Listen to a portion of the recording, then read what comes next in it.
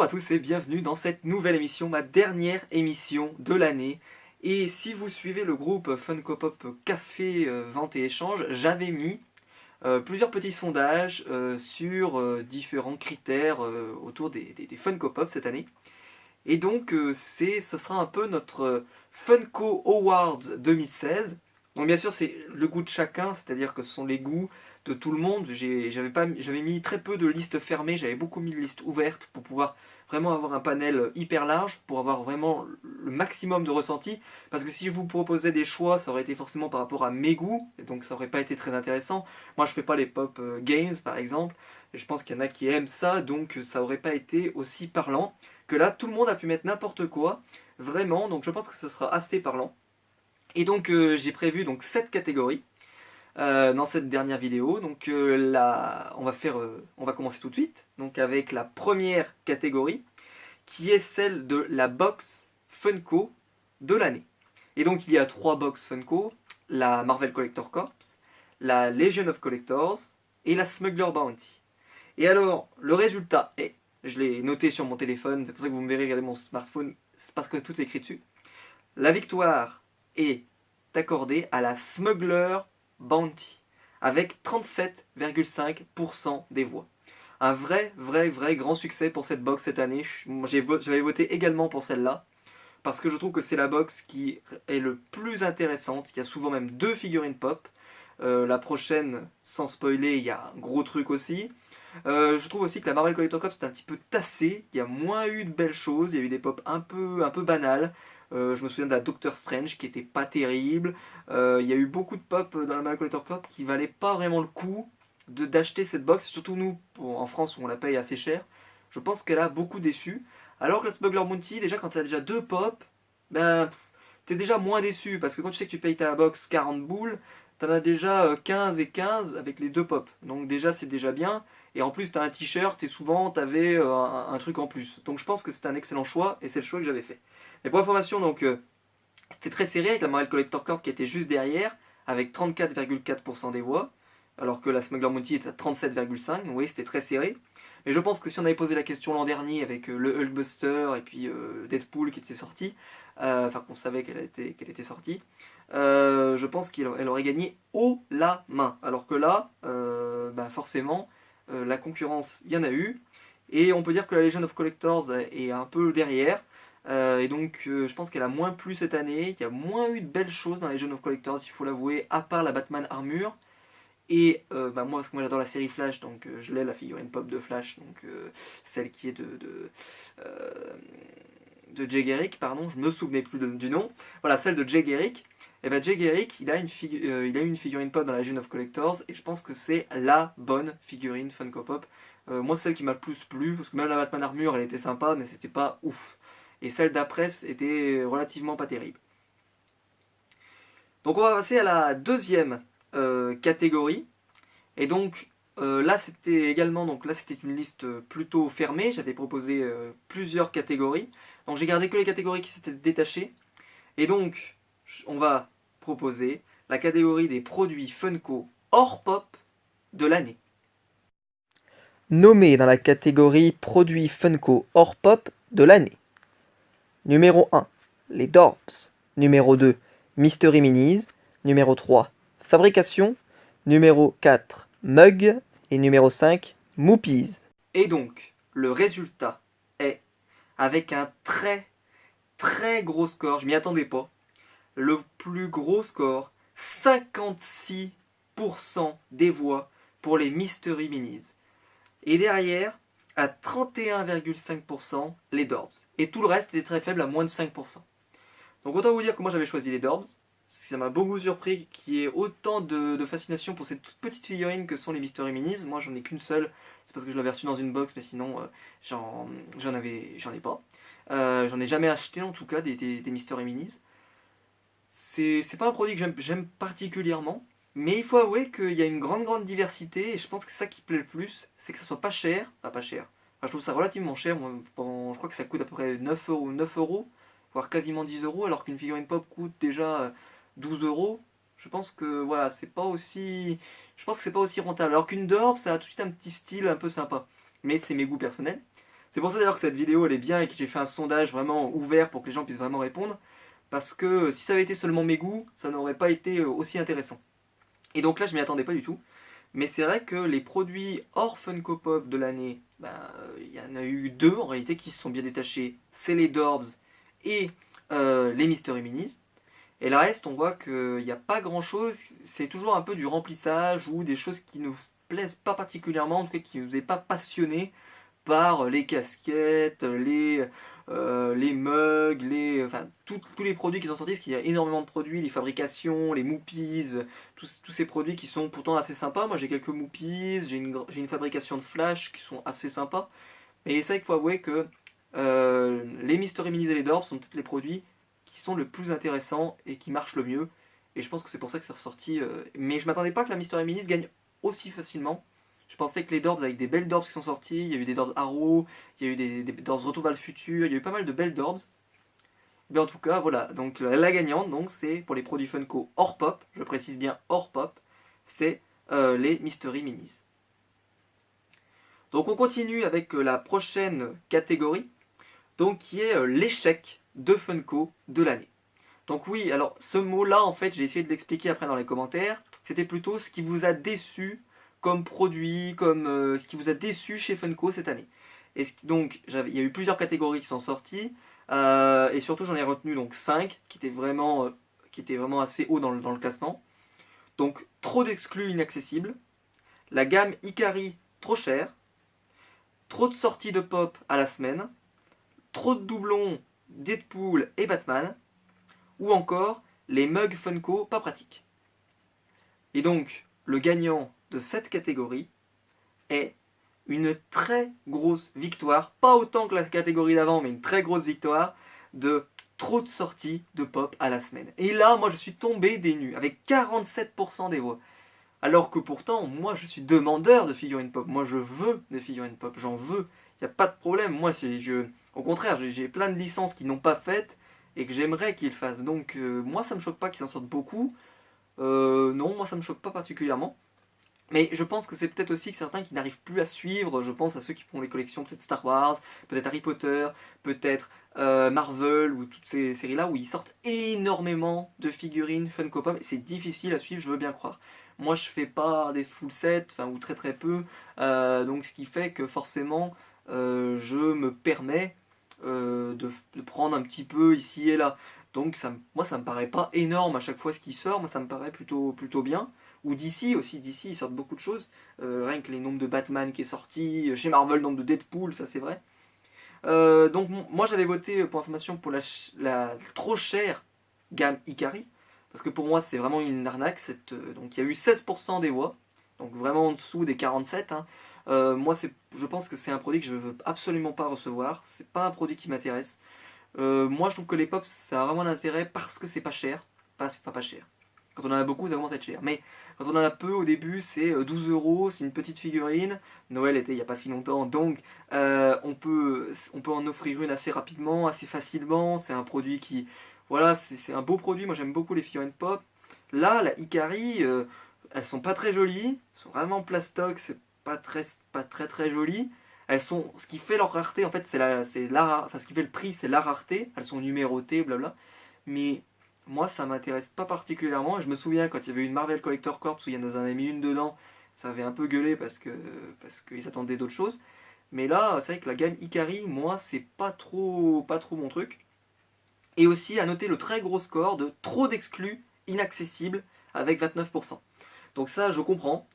Surtout cette année, on a eu quand même la San Diego, la New York Comic Con, avec des grosses sorties. Moi, ça m'a fait vachement mal parce qu'elle coûtait quand même déjà quasiment 25 euros chaque figurine. Et avec des big size parfois comme celle de Grodd par exemple qui coûtait quasiment 45 euros, un truc comme ça. Donc c'est vrai que les exclus, ça a été un peu chaud. Il y a eu des exclus aussi qui sont inaccessibles. Je pense à certaines qui sont numérotées parce que ça n'existait pas avant l'an dernier des exclus numérotés pour les pop. Pour les pop, ça existait pour d'autres trucs, mais pour les pop, ça n'existait pas.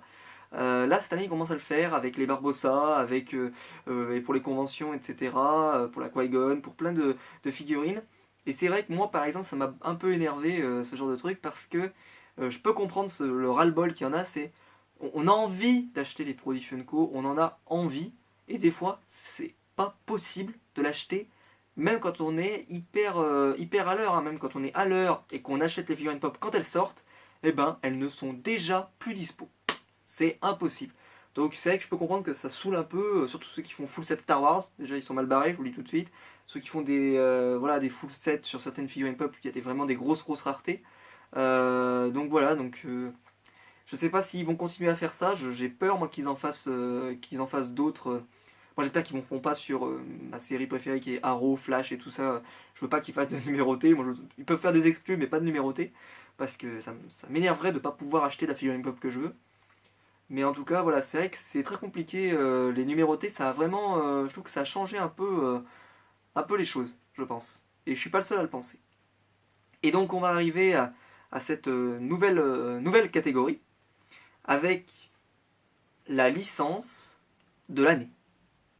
Sont nommés dans la catégorie la licence de l'année. Numéro 1, Movies. Numéro 2, Télévision. Numéro 3, DC Heroes. Numéro 4, Games. Numéro 5, Harry Potter. Numéro 6, Marvel. Numéro 7, Star Wars. Numéro 8, Animation. Numéro 9, Disney.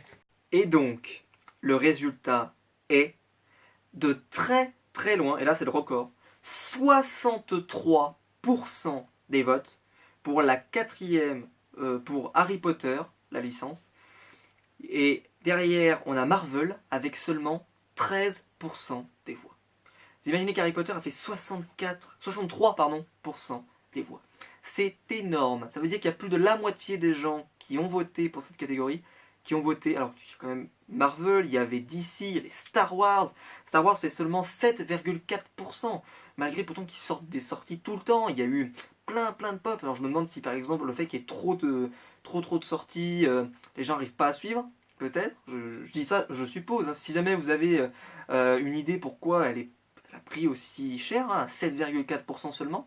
Dites-le en commentaire, parce que moi ça m'a vachement étonné. Je pensais que Star Wars allait être vachement devant, surtout avec le film qui venait de sortir, etc. Enfin, moi je pensais qu'elles allaient être relativement devant, et ben non, pas du tout. Star Wars a vraiment pris une claque. Et même Marvel, hein, Marvel qui sort énormément de choses. Il y a eu les Doctor Strange, il y a eu Civil War cette année, il y a eu pas mal de pop des comics qui sont assez sympas, mais bah non, ça a fait quand même que 13%. Et les autres sont tout en dessous de 4%, donc même animation, je pensais qu'animation ferait un gros score, parce qu'il y a quand même eu du Dragon Ball, il y a eu du One Piece, il y a eu du Naruto, il y a eu beaucoup de choses cette année, il y a eu du Fairy Tail, il y a eu des très très bonnes choses, moi j'ai beaucoup aimé animation.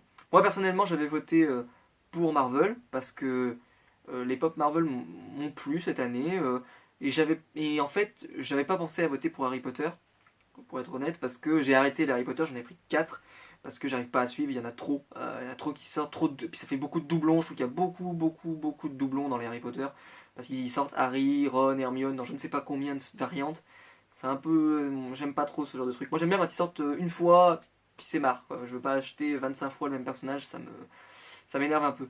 Donc là, là, on est un peu obligé, parce que si on fait les Harry Potter, elles sont toutes jolies. La Harry Potter avec Hedwig, elle est magnifique, il faut vraiment le dire, elle est magnifique. J'ai quasi envie de la prendre, mais je me retiens parce que bon, ça me fera encore un Harry Potter. C'est bon, j'en ai déjà un, ça suffit.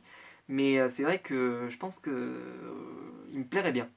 Et puis il y a eu de très bonnes trucs, donc Bellatrix Lestrange qui est magnifique, il y a eu d'autres pop de Ron, donc d'autres pop d'Hermione, il y a eu des très très belles choses, et je comprends pourquoi elle est aussi devant, enfin autant devant, parce que je pense vraiment qu'elle a cartonné.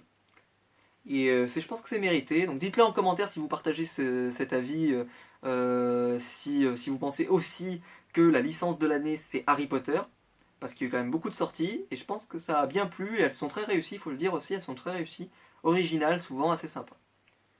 Donc on continue avec la licence la plus attendue, ou espérée, de l'année prochaine. Donc j'essaie d'expliquer cette catégorie.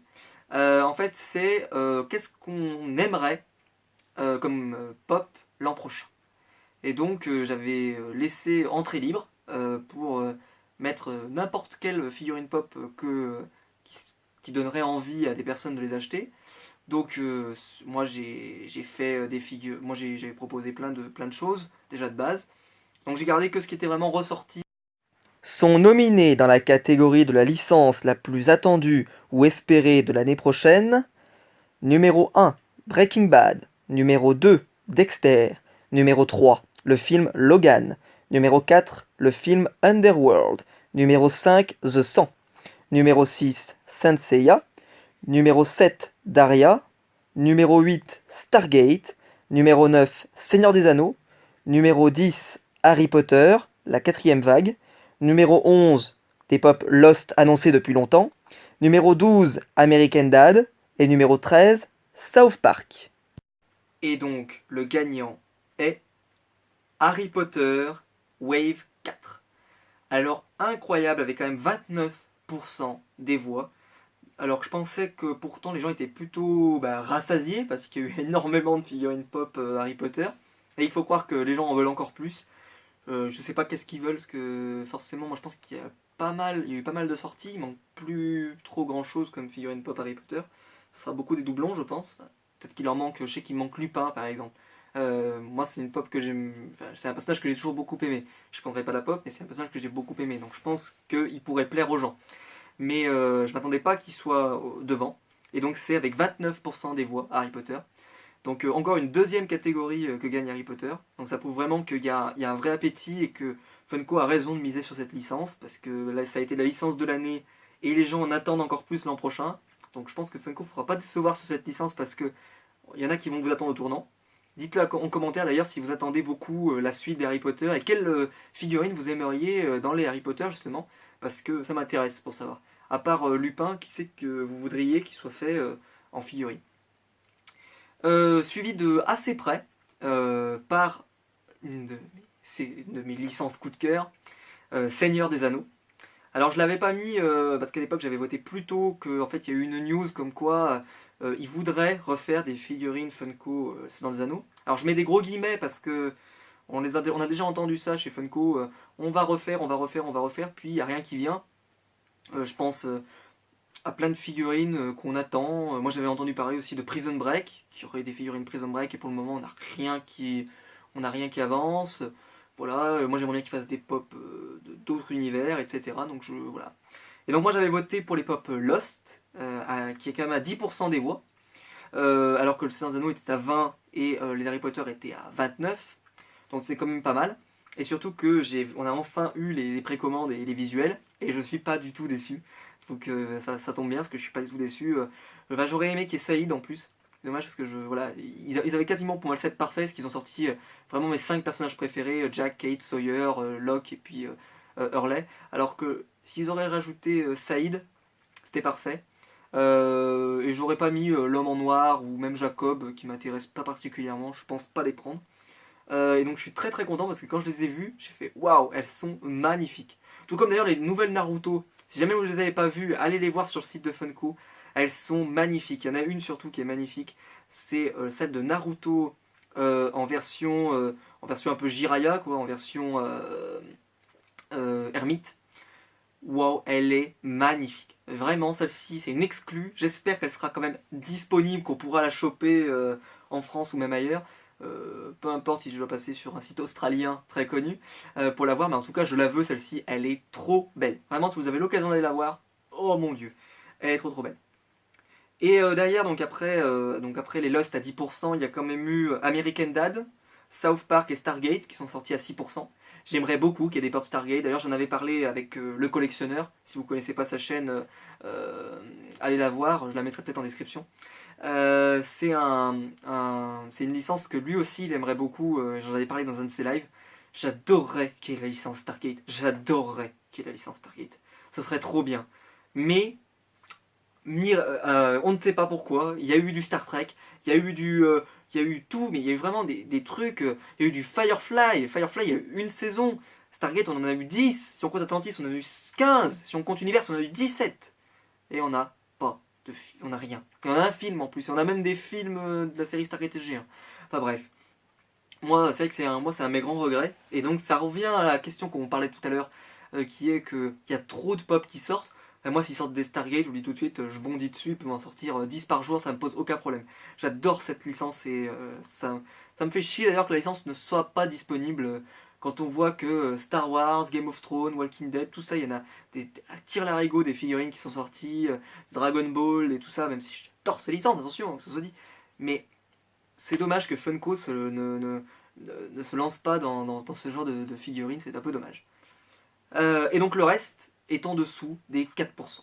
Donc ça prouve qu'il y avait vraiment 5, 1, 2, 3, donc il y avait 6 licences qui sont un peu ressorties, mais surtout les 3 qui sont vraiment sorties, c'est des Harry Potter, des Seigneurs des Anneaux, mais je pense que l'annonce qui a été faite par Funko, qu'ils y réfléchissent, a beaucoup aidé, et les Lost, mais qui sont déjà annoncés, donc on sait à quoi elles ressemblent, et je pense que les gens qui ont voté ça, qui ont voté Lost, doivent pas être déçus parce qu'elles étaient annoncées depuis très longtemps.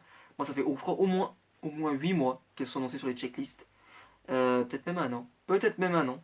Je me souviens que dans les checklists des licences chez Funko, elles étaient disponibles depuis très très longtemps. Mais voilà, il n'y a rien qui sort, donc on attend avec impatience la suite de ces figurines.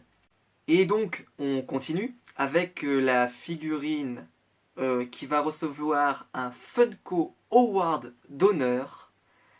Une figurine qui est donc exceptionnelle. Une figurine qui mérite amplement, mais amplement, ce titre. Et donc je demande un tonnerre, mais plus, un tonnerre d'applaudissements pour une figurine qui a, je pense, fait rager la planète entière de Funko, qui a fait rager tous les amateurs de Funko. C'est bien sûr le seul, l'unique, le génie, le génial Qui-Gon Jinn. Je laisse un petit moment de silence. Merci.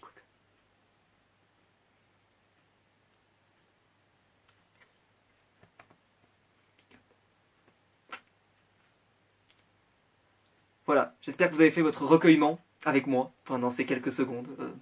Bravo à Funko d'avoir sorti, je pense, la pop que tout le monde voulait, dans une exclue à 2000 exemplaires, que donc personne n'aura à moins de 150 €. Au secours, c'est absolument incroyable. Ça m'a dégoûté des Star Wars, et je pense qu'il y en a qui ça a dû les dégoûter de Star Wars. Parce que si vous faites full set, eh ben, je vous souhaite du courage. Parce que celle-ci, pour la choper, eh ben, il faut se lever tôt. Mais vraiment, celle-là pour moi c'est un des foutages de gueule de cette année. Vraiment, mais incroyable. Déjà les numérotés, déjà, c'était une première. Mais alors sur Qui-Gon, oh mon dieu. Qui-Gon Jinn, qui je pense était un des seuls Jedi qui n'était pas fait. Que tout le monde voulait, je dis tout le monde, mais en tout cas les amateurs de Star Wars, je pense qu'ils la voulaient tous. Même moi, qui en ai que quelques-unes des Star Wars, j'aurais été intéressé de prendre Qui-Gon Jinn. Et ben, on peut se gratter. On peut se gratter. Je pensais, moi au début, j'étais innocent. Je me suis dit, non, mais tu sais, ils vont sortir une exclue, puis quelques mois plus tard, ils vont sortir une version normale, comme ils ont fait là avec Virus en ce moment. Ils ont sorti Virus métallique qui coûtait une blinde, et ils ont sorti la Virus normale qui coûte pas une blinde, et puis voilà. Mais là, non. Non, non, c'est. Tu te démerdes. Tu payes 150 boules. Et donc là, je dis non. Et donc là, je dis non. Si jamais vous avez... si vous l'avez dans les commentaires, n'hésitez pas à le dire. Hein, n'hésitez pas à faire rager, hein, ça fait toujours plaisir. Mais c'est vrai que cette figurine, je pense que c'est vraiment le foutage de gueule de l'année. Mais de loin, mais devant toutes les autres figurines pop que je peux avoir, vraiment, chapeau l'artiste. Chapeau l'artiste. Bravo. Rien à dire. Et donc, bravo pour ce Funko Awards d'honneur. J'essaierai d'en donner un par an pour une figurine exceptionnelle qui aura bien marqué cette année 2016. Je pense que... dites-le en commentaire si vous auriez donné un award spécial à une autre figurine pop. J'avais hésité avec Indiana Jones, parce que j'aime beaucoup Indiana Jones, mais là c'était un peu pareil. Indiana Jones, c'était costaud. Mais ils ont sorti une Disney version un peu plus normale, alors qu'elle était dure à choper aussi. Mais bon, au moins ils en ont sorti une autre. On peut dire ce qu'on veut, mais au moins ils en ont sorti une autre. Alors que Qui-Gon, non, c'est vraiment rien à faire. Rien à faire. Donc bon, moi j'ai préféré mettre Qui-Gon, mais voilà, dites-le en commentaire si jamais il y en a une autre que vous auriez mis dans cette catégorie, l'honneur du Funko Award d'honneur. Ça m'intéresse. Et donc on va terminer avec la catégorie phare, la catégorie de cette émission, la catégorie de l'année 2016, c'est la Funko Pop de l'année 2016. Les nommés pour la figurine pop de l'année sont en numéro 1 Zoom, En numéro 2, Amy Winehouse. En numéro 3, Boba Fett Smuggler Bounty. En numéro 4, Astérix exclut Europe. En numéro 5, Rex. En numéro 6, Donald Trump.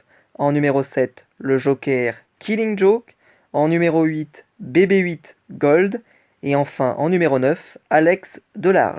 Et le gagnant est la figurine Funko Pop de Astérix. Mais quelle merveille cette figurine. Astérix exclut Europe, faut quand même le rappeler. La boîte est écrite en français. La BD est écrite en français sur la boîte. J'ai vérifié la dernière fois. Tout est écrit en français. Je pensais qu'il la mettrait en VO parce que voilà. Et non, tout est en français sur cette boîte. Donc c'est assez incroyable. Pour moi, c'est la figurine pop de l'année également. De loin devant toutes les autres. Mais vraiment de loin. C'est une figurine que j'adore. Je l'ai même pas sortie de la boîte, c'est pour vous dire tellement je l'adore.